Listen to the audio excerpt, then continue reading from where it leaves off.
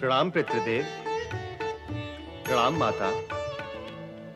कार्तिकेय का प्रणाम स्वीकार करें भगवान परशुराम। अहो भाग्य मेरे, आपके दर्शन हुए। धन्य भाग्य तो मेरे हैं। मुझे अपने गुरु के साथ गुरु माता और दोनों गुरु भ्राताओं के दर्शन का लाभ हुआ।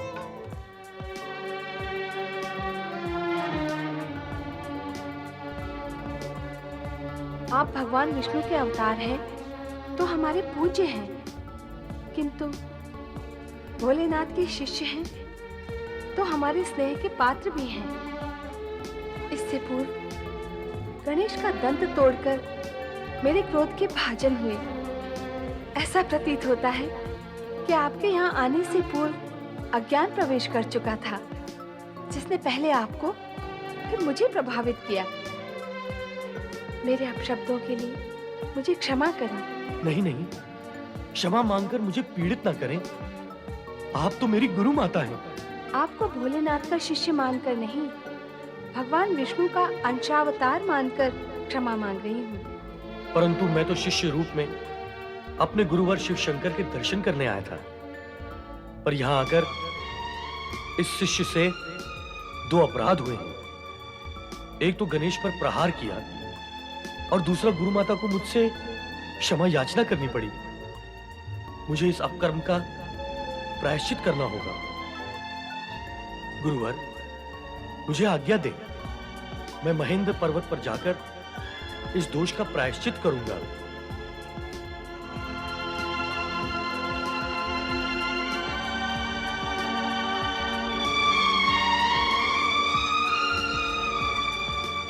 परशुराम प्रायश्चित के लिए महेंद्र पर्वत की ओर चल दिए। इस घटना का सुखद अंत ऐसे ही होना था देवराज। मैंने आपसे पूर्व ही कहा था, ये सब शिवलीला का ही एक भाग है। किंतु देवऋषि, इस शिवलीला का प्रयोजन क्या है? मेघदेव, अभी तक आप प्रयोजन के पड़ाव पर ही ठहरे हुए हो, परिणाम के लक्ष्य तक नहीं पहुंचे। तो सुनो, गणेश जी के एक दंत रूप की पूजा का लक्ष्य पूर्ण होने के लिए भगवान भोलेनाथ ने महामुनीश्वर परशुराम के मन में अपने दर्शन की इच्छा उत्पन्न करके उन्हें कैलाश बुलाया है। और इस प्रकार अपने परिवार से भगवान विष्णु के अंशावतार परशुराम का परिचय कराएगा। नारायण नारायण। और गणेश एक दंत बने। बड़े भ्राता कार्तिकेय, यदि आप यहाँ होते तो परशुराम के हाथों में एक दंत न बनता। मैं यहाँ होता तो क्या कर लेता? पिता भोलेनाथ है ना यहाँ। जब वे ही कुछ ना कर सके तो मैं क्या कर लेता? और सच बात तो ये है कि पिताश्री की इच्छा से ही ये सब कुछ हुआ है। वो तुम्हें एक दंत बनाकर अधिक पूज्य बनाना चाहते थे और वो तुम बन गए। गणेश भैया, अब तो कुमार कार्तिकेय भी आ गए। खेल खेले। आओ चलो, चलो। तुम्हें अपने पुत्रों के विवाह की तनिक भी चिंता नहीं? ये आप क्या कह रहे हैं स्वामी? मैंने स्वयं ही तो इस विषय में आपसे चर्चा की थी। अवश्य की थी, किंतु फिर वो चर्चा भूल में समा गई। नहीं, मैं भूली नहीं हूँ। मैं तो इतना जानती हूँ कि आपकी इच्छा के बिना कुछ नहीं होगा। जब तक आप नहीं चाहेंगे, तब तक दोनों पुत्रों के विवाह की चर्चा केवल चर्चा ही रहेगी। भला सोचो, यदि मैं नहीं चाहता और इच्छा न होती तो पुनः इस विषय पर चर्चा क्यों करता? भगवान भोलेनाथ की जय, देवी पार्वती की जय। प्रणाम भोलेनाथ। प्रणाम देवी पार्वती। आओ राजन।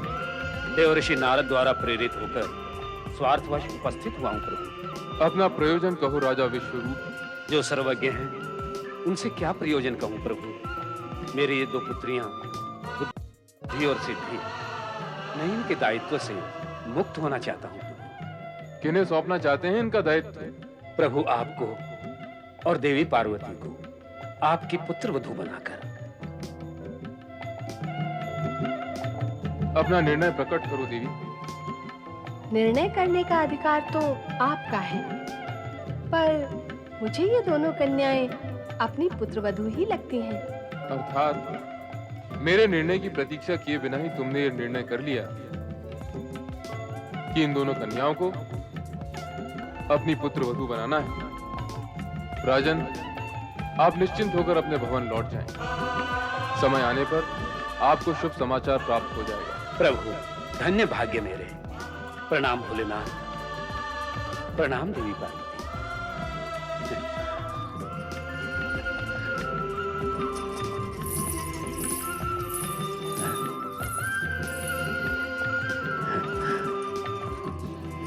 प्रणाम प्रणाम।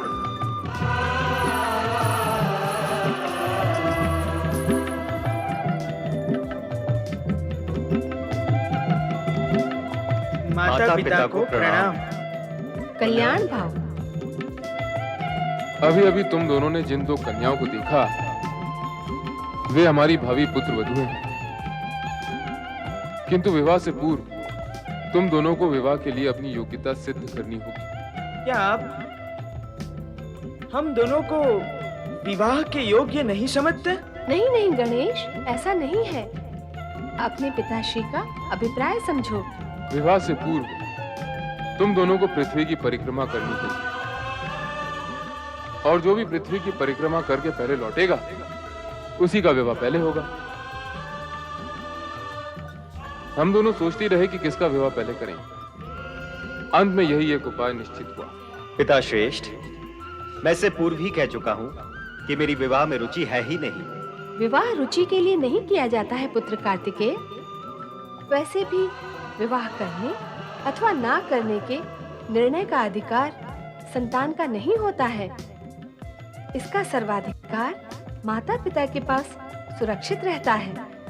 इसलिए तुम्हें केवल माता पिता की आज्ञा का पालन करना है। जैसी आपकी आज्ञा। गणेश, मैं तुम्हें मूषक वाहन प्रदान करूंगी ताकि तुम कार्तिकेय के साथ पृथ्वी परिक्रमा में भाग ले सको।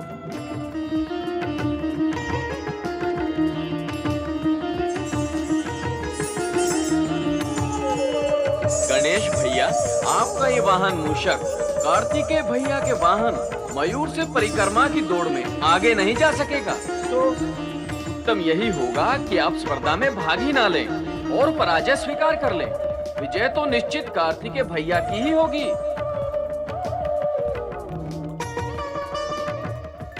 प्रणाम बड़े भ्राता। मैं तो स्वयं इस स्पर्धा से विलक होने का विचार कर रहा हूँ। हानि तो इतनी होगी कि मेरा विवाह बड़े भ्राता कार्तिकेय के विवाह के पश्चात होगा। तो अब दूल्हा कहाँ है? माता पिता की आज्ञा से बंधा हुआ हूँ, इसलिए परिक्रमा की प्रतिस्पर्धा करना मेरी विवशता है। बड़े भ्राता, शुभ मुहूर्त आ पहुंचा है। परिक्रमा का समय हो गया है। अब हमें पृथ्वी की परिक्रमा आरंभ कर देनी चाहिए। हाँ, अब अकारण विलंब क्यों हो? तो गणेश, पृथ्वी परिक्रमा आरंभ करने से पूर्व हमें अपने माता पिता से आशीर्वाद प्राप्त कर लेना चाहिए। हाँ बड़े भ्राता, माता पिता के आशीर्वाद के बिना आरंभ किए गए सभी कार्यों का अंत दुखंत ही होता है। इसलिए माता पिता का आशीर्वाद तो हमें लेना ही होगा। आओ।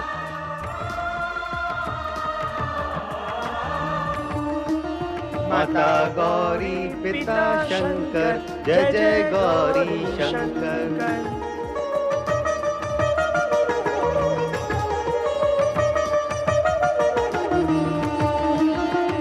क्या ये मूषकराज मुझे प्रतिस्पर्धा में विजय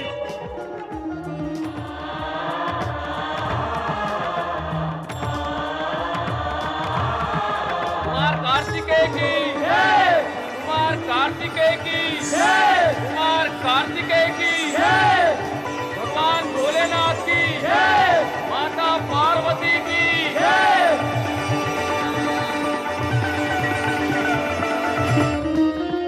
क्या हुआ गणेश भैया? नंदी भैया, क्या मेरा ये मूषक मुझे पृथ्वी की परिक्रमा करा सकेगा? यदि आपके भाग्य में लिखा है तो संभव है कि आप कार्तिकेय भैया से आगे निकल जाएंगे।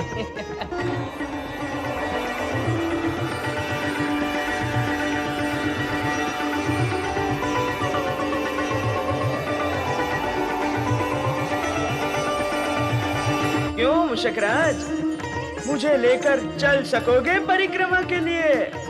गणेश भैया, इससे ये पूछिए कि कुमार कार्तिकेय के वाहन मयूर से आगे निकल सकेगा अथवा नहीं।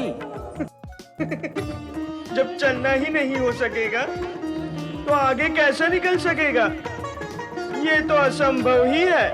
पर भैया, स्पर्धा आरंभ हो चुकी है, कुमार कार्तिकेय जा चुके हैं और आप अभी तक यही हैं। और अधिक विलंब हुआ तो आप स्पर्धा हार जाएंगे। नहीं नंदी भैया, नहीं, विजयी तो मैं ही रहूंगा। नारायण नारायण, बधाई हो कुमार कार्तिकेय, बधाई हो। ओ देव ऋषि नारद, बधाई किस लिए देव ऋषि?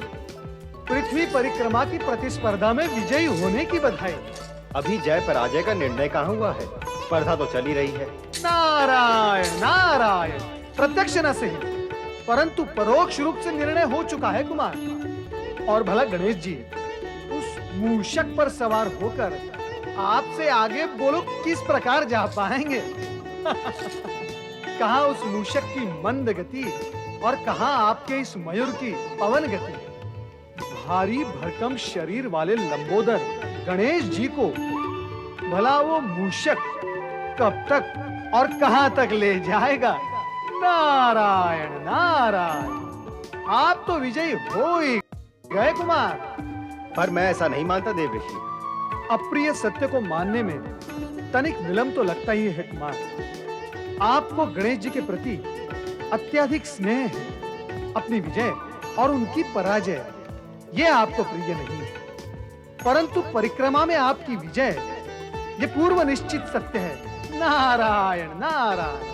सत्य तो ये भी है देव ऋषि कि ना मुझे विजय की इच्छा है, ना विवाह करने की। मैं तो अपने माता पिता की आज्ञावश इस स्पर्धा से जुड़ गया हूँ। आप माता पिता की आज्ञा का सम्मान भी करते हैं और विवाह ना करके बाल ब्रह्मचारी भी रहना चाहते हैं। ये दोनों कार्य एक साथ?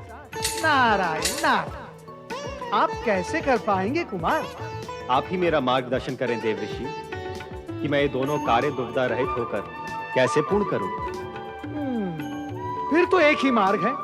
कृपया कहें, क्या मार्ग है? आपको स्पर्धा में पराजित होना पड़ेगा और उसके लिए आप कैलाश विलंब से पहुंचे, अर्थात अपनी गति को मंद करना होगा आपको, जिससे गणेश जी की विजय सुनिश्चित हो जाएगी। मैं भी यही चाहता हूँ कि गणेश विजयी हो और उसका विवाह हो जाए। वो भी निश्चित है। अर्थात ये कुमार कि विधि के विधान के अनुसार राजा विश्वरूप की पुत्रियां बुद्धि और सिद्धि का विवाह गणेश जी से पूर्व निश्चित है। नारायण नारायण। बुद्धि और सिद्धि का विवाह? हाँ कुमार, बुद्धि और सिद्धि से। नारायण नारायण। बुद्धि और सिद्धि का विवाह गणेश से?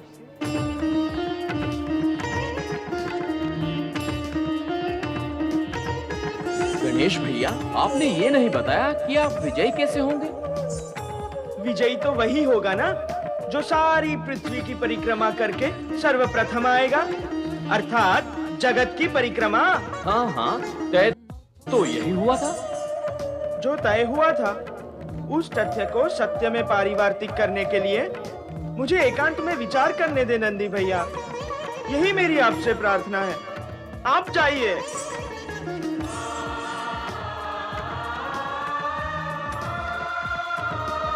परिक्रमा, पृथ्वी की परिक्रमा। क्या विचार कर रहे हो गणेश? हाँ, पुत्र का जगत तो अपने माता पिता में ही समाया हुआ होता है। हाँ, और ये भी सत्य है कि संतान का इस जगत से परिचय तो माता पिता ही कराते हैं। माता पिता ही संपूर्ण जगत है। शास्त्रों में माता को पृथ्वी और पिता को आकाश माना गया है। और वैसे भी गणेश, पृथ्वी की परिक्रमा करना तुम्हारे वश में नहीं है।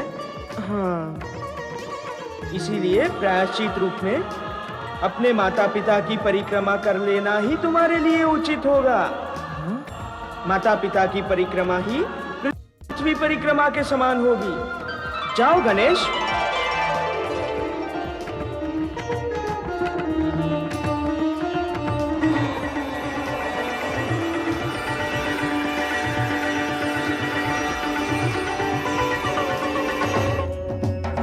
कुमार गणेश की जय। गणेश भैया, आप तो विजयी होकर लौटे हैं, फिर आपके मुख पर ये विषाद क्यों है? नहीं नंदी भैया, मैं विजयी होकर नहीं लौटा हूँ। मेरी जय जयकार मत कीजिए। माता पार्वती कहाँ है? वह अपने कक्ष में होंगी। तो उन्हें जाकर कहिए कि उनका पुत्र गणेश तुरंत ही उनके दर्शन का अभिलाषी है। वे शीघ्र यहाँ पधारे। अच्छा गणेश भैया, मैं जाता हूँ। हे प्रभु, अब आपकी लीला मेरी समझ में आने लगी है। अब तो मुझे वही करना होगा जो आप चाहते हैं, और इसके अतिरिक्त अन्य कोई उपाय भी नहीं है। मैं जो कुछ भी कर रहा हूँ उसके लिए सर्वथा दोषी मैं नहीं हूँ। जो कुछ भी हो रहा है आपकी इच्छा और लीला के कारण ही हो रहा है। गणेश, तुम पृथ्वी की परिक्रमा करके इतनी शीघ्र लौट आए? पृथ्वी की परिक्रमा करना मेरे वश में नहीं है माते। अपने माता पिता की आज्ञा की अवहेलना करने के कारण मैं प्रायश्चित करना चाहता हूँ, और ये प्रायश्चित आपके क्षमादान से ही पूर्ण हो सकता है माते। कृपया कर आप पिताश्री के पास स्थान ग्रहण कर लें। जय भोलेनाथ, जय शिव शंकर, हर हर महादेव। जय भोलेनाथ, जय शिव शंकर, हर हर महादेव।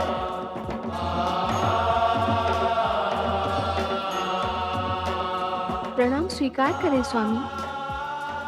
आपकी समाधि जो भंग हुई उसके लिए हम सभी क्षमा प्रार्थी हैं, पर आपका जागना आवश्यक था। अपना अभिप्राय कहो देवी। अभिप्राय तो पुत्र गणेश बताएगा।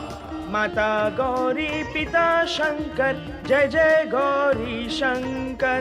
माता गौरी पिता शंकर, जय जय गौरी शंकर। माता गौरी पिता शंकर, जय जय गौरी शंकर। माता गौरी पिता शंकर, जय जय गौरी शंकर। माता गौरी पिता शंकर, जय जय गौरी शंकर। माता गौरी पिता शंकर, जय जय गौरी शंकर। माता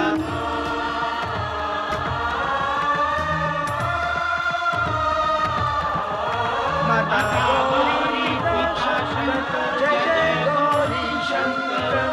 माता गौरी पिता शंकर, जय जय गौरी शंकर। अपना प्रयोजन कहो पुत्र। प्रयोजन पुत्र का कहाँ, पिता का ही है, परंतु कहना पुत्र को है। कहो, क्या कहना चाहते हो? यही कि शास्त्रों के विधान के अनुसार माता को पृथ्वी और पिता को आकाश समान माना गया है, और मैंने अपने माता पिता की 3 परिक्रमा पूर्ण करके पृथ्वी परिक्रमा से भी अधिक पुण्य प्राप्त कर लिया है। और माता पिता सर्वोपरि होते हैं। बालक